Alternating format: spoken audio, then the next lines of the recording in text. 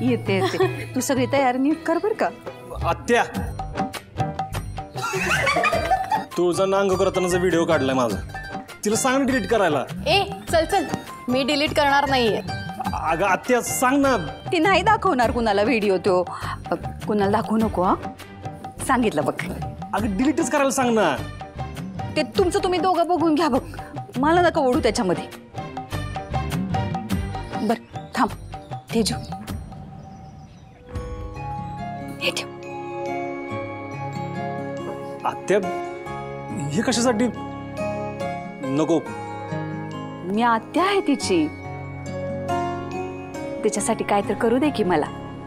आता लगीन ठरतंय तिचं. तेजू ह्या पैशातनं का नाही तुला पाहिजे तशी साडी घे. आणि ते पोरी काय करतात की लग्न आधी ते पार्लर बिर्लर काय असतंय ना का, ते बी जाऊन ये. तुला पाहिजे तसं सगळं कर. कशी सुंदर दिसायला पाहिजे माझी तेजू. बघितल्या बघितल्या पोराकडच्या अशी सुपारीच फोडली पाहिजे बघ.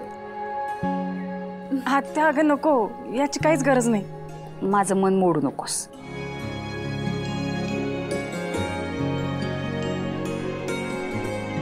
सूर्या, लग्नाच्या खर्चाची अजिबात काळजी करायची नाही. जे काय लागल ते मला हक्कानं सांगायचं. बरं चला येऊ मी आता.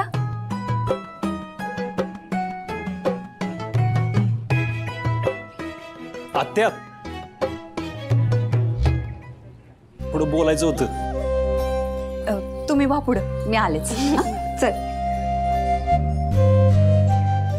आत्या माझ्यावर 4 बहिणींच्या लग्नाची जबाबदारी.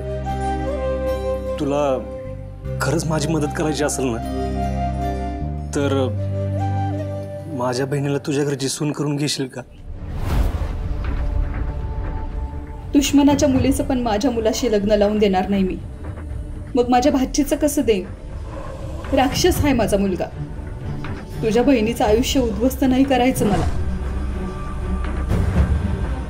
आत्या कुठं हरवलीस? नाही रे काय नाही, मी बघते काय करता येते ते. आत्या नक्की विचार कर, लय उपकार होतील तुझे. आणि हो, तेजूला पोरगा बघायला येणार आहे ना, ते डॅडींना सांगू नको, मीच येईन सांगायला.